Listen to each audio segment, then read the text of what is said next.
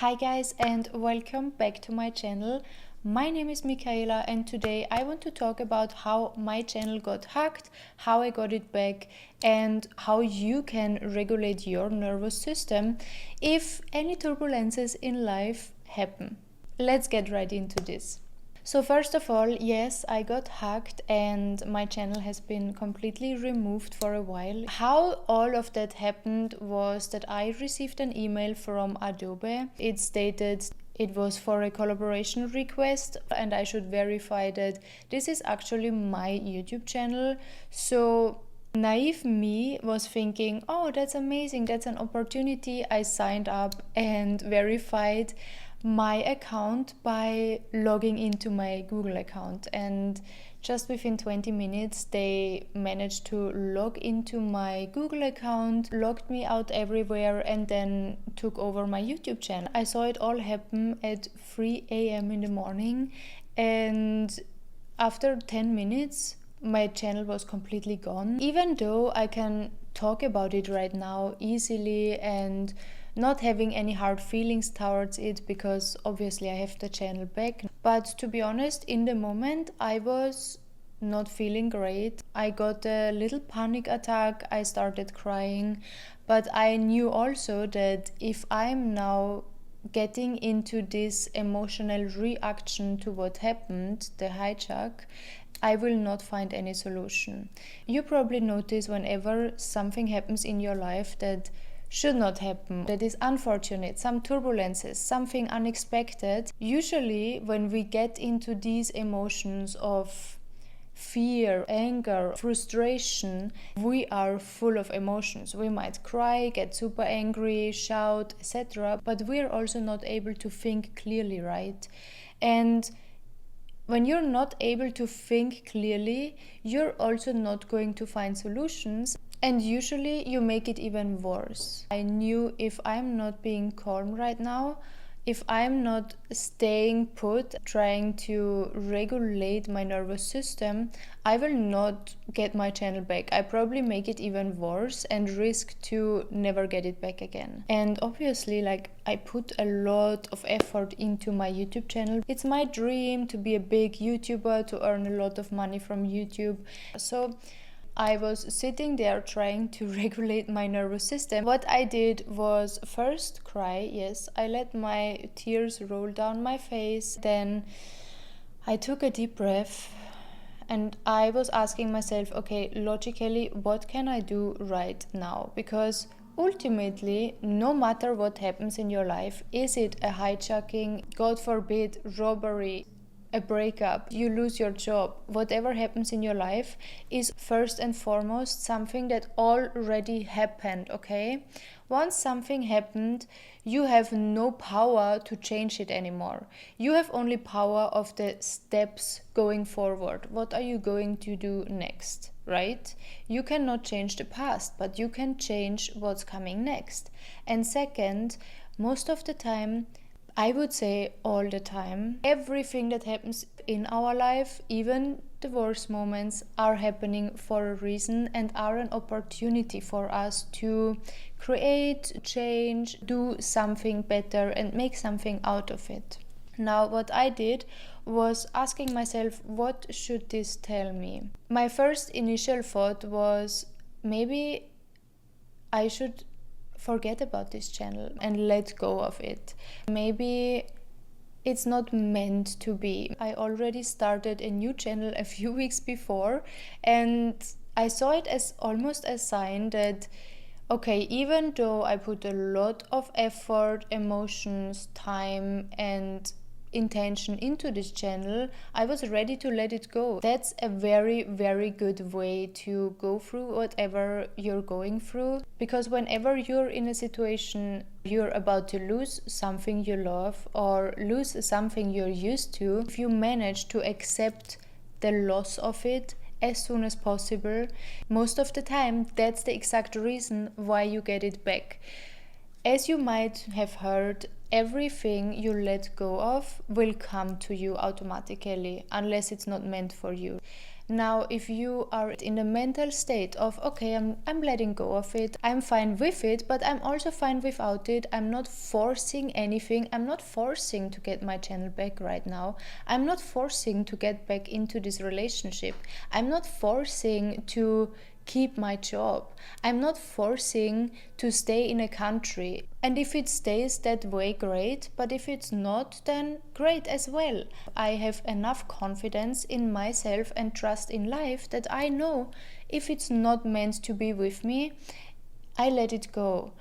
I keep the door open for whatever wants to leave. In my case, I was ready to let it go. I finally was able to think clearly again. I remembered I was still logged in on my other iPad where they had not logged me out yet. I didn't know why, but I felt like, okay, let's just do damage control. Let's check what's in there, screenshot all the emails. And I only had about 3 minutes because they even logged me out from this iPad. It was 4 a.m.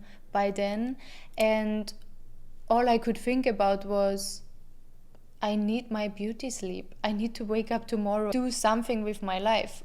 No solutions will be found today. So I went to sleep, and the next day I was trying to find solutions, but not in a way that I was really overwhelmed by it, not in a way that I was forcing it, not in a way that I was super emotional about it. I was kind of unbothered by it. I was already having my mind made up that this channel is probably going to be gone forever, and I was focusing on what can I do for my new channel and how can I focus more on my Instagram. Then I was talking to my friends about it. I explained what happened. Everyone was offering me help. I should send an email here. I should send a message on YouTube, Twitter. And I was thinking, okay, I will see what are the options. I was contacting lawyers to know what are the chances to get this channel back, because I truly thought this is impossible. What helps me when I'm going through difficult times in life, when things happen that are unfortunate or bad or simply unexpected, I'm always trying to see what it should tell me. I might interpret things, but this is the only way I can get through things without letting the emotions overwhelm me. And then I saw this as an opportunity to focus on my new YouTube account. And ultimately, I think if you go through life with the mindset of, okay, what should this tell me? Anything that seems to be bad cannot be that bad. It's preparing us for something, right?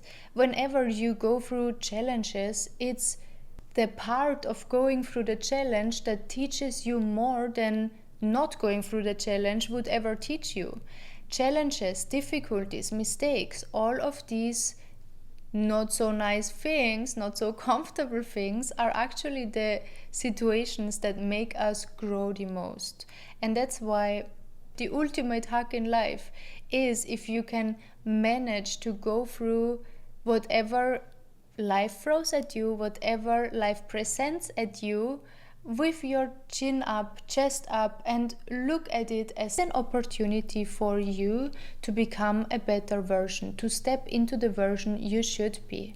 Now, you will be thinking, okay, but it's not always that easy. Sometimes you just cannot get your mindset the right way so quickly. Sometimes you just cannot regulate your nervous system, and I get that, especially when we are traumatized by things and old triggers are coming up.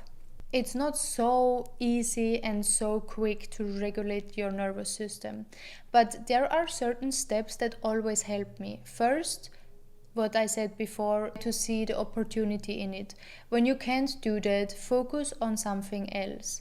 If you're focusing on the bad thing, the bad outcome, that's where your energy and attention flows. And that's also what grows. The more you focus on the problem, the bigger the problem will become. For example, when I was going through my breakup, which was very, very painful for me, where I was not able to quickly regulate my nervous system, I focused on other things like doing yoga, getting out, taking some sunlight on my skin, reading books. I started reading a lot of books, and I can really recommend you The Mountain Is You. It changed my whole mindset around life, how you can overcome self-sabotage. What also helps me if I'm super angry or I feel like there is some energy stuck, I go to the gym and I do high intensive workouts. Not long, maybe just 10 minutes, but I do squat jumps, I do sprints, I do something quickly to get out this energy. What else helps me is to talk to my friends, to be honest.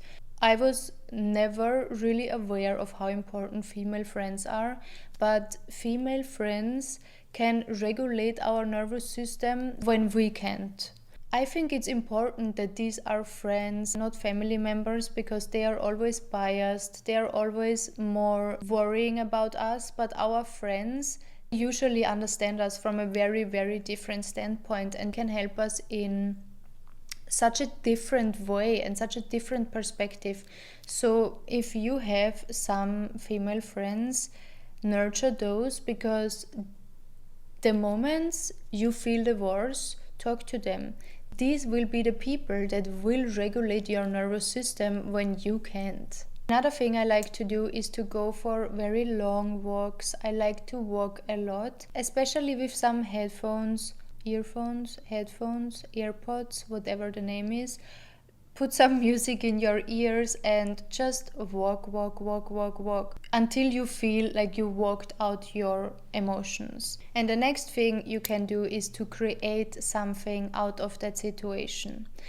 Whenever something comes in your life that seems to be very difficult, that seems to be impossible to overcome, impossible to be happy afterwards, it is an opportunity to create something. It is an opportunity to change something in your life. And of course, as a content creator, as someone like me who does videos on the internet, it's probably more easy said than done for others, because what I do is simply talk in front of the camera about my life, about what I learned through the challenge that I'm going through, or which challenge I am going through at the moment. But if you do not want to speak in front of the camera, if you do not want to create videos of it, you can, for example, take a blank canvas and draw.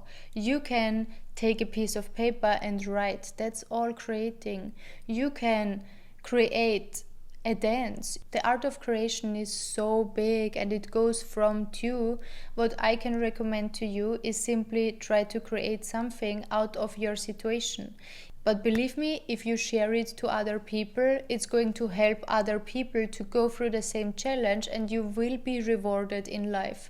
You will be rewarded with something greater than you can ever imagine, because you show up, because you bring your challenges, you bring your light into this world, and you help other people to do the same. You're inspiring others to share their struggles, to share their light, because you share yours. Another thing I can recommend you is to focus on one thing only. Do not spread your attention to so many different things. Focus on one thing only. If it is reading, focus on one book only. If it is yoga or doing some sports, focus on one kind of sports only. Usually through the process, you will anyways get into other things, or you will be led by life into something else. But if you're spreading your attention into too many things, you cannot really let your energy and attention go into that one thing, if that makes sense to you. So for example, when I was in the situation where I didn't know how to pay for my apartment and I was really struggling with money, I was focusing on one thing only. I was focusing on creating income through my Instagram. While I was trying to sell my one-on-one coachings, I realized this is not something I like to do. This is not something that makes me feel joy. And through the process of realizing that, through the process of trying, making mistakes, doing new things, I realized, why am I not creating ebooks from that knowledge that I have? I do not have to talk to people one-on-one in front of the camera. I can still monetize my knowledge with something. and I started creating my ebooks. Ultimately, this was ending up to make me even more income that I could ever imagine. Another thing I always do is to change what I talk about. I change the words I use. In the beginning, when my hijack happened, I said, oh my god, my account got hacked. I'm trying to resolve it. I'm trying to get it back. But with using these words, I was reinforcing that I'm not getting it back. Trying is something, it might happen, but probably it won't, right? If I'm trying to do more sports, I'm not doing more sports. It's not a decision. It's not something that's actually going to happen. Now, what I changed was then to say, I'm working on getting back my channel. I'm getting my channel back soon. And just in case if not, I already have a plan. One of my videos that I shared on my other channel, I said, I'm working on getting back my channel and it is coming back. So I kept reinforcing the reality that I want to have, that I would like to see with my words. Choose your words wisely because you create your reality with the emotions you feel and the words you use. And both of it you can choose consciously. The next thing I focused on was to make myself feel good. I removed all my attention from YouTube for a week. I did not film any YouTube video and I simply focused on how do I feel, what can I do to make myself feel good. I went sunbathing, to the sauna, I met my girls, I went to good restaurants, drank my matcha, recorded a few videos for Instagram and simply shifted my focus to things that made me feel good. Why? Because your reality is always a reflection of how you feel and the words you use. Now, if you want to feel good about something, if you want to have an outcome that will make you feel good, you first need to feel good to have that outcome. Now, another very important tip I can give you is to not talk about it too often and not talk about the problem or what has happened in general to the wrong people. What happened to me, I was contacting different lawyers and sharing my experience, sharing what has happened to my channel to get some information of how likely it is to get back my channel. One of these lawyers started the process of getting my channel back without my consent and without my knowing. When I contacted YouTube and I started the whole recovery process, they said at some point they cannot continue with me because there is already someone in my name recovering my channel. Now, at that point, it was really difficult to prove that I am me and that I am the only owner of my channel. Of course, this lawyer tried to get a lot of money and he was using my situation to his benefit. That's why whenever you are in a difficult situation, whenever things happen, be careful with who you share it and how much information you share, because many people do not want the best for you. Many people are very egoistic and would use your situation, your problems for their benefit. Luckily, I was able to prove to YouTube that I did not give any consent to this lawyer, and I was able to start the whole process from scratch again by myself. The learning process for me was to not share too much information and be careful with who I share the information. Take that as a teaching also for you. If you're a girly that likes to share a lot, that likes to be open and has a bit of a naive way of being sometimes, be careful. The evil eye also exists. And that's also the reason why I did not share on my social media that my account was hacked until I knew it's getting resolved, until I knew there is a solution, because many people do not want the best for you. Now, if you're curious how the process exactly went, I had to fill out a form for YouTube with all information. If you have a YouTube channel, know what kind of videos you post, what kind of content you do, what you talked about in your last video, when you shared the last video, many different details. After that, it took a while. I got a link where I could reset my password to my Gmail account. I obviously had to change all my two-factor authentication and passwords, and that's it. I'm back on YouTube with my OG channel. Anyways, guys, do not let anything in life bring you down. We are here to experience this life, and this is a beautiful life if we choose to see it as such. Thank you so much for watching. I love you so much, and I see you in my next video. Bye bye.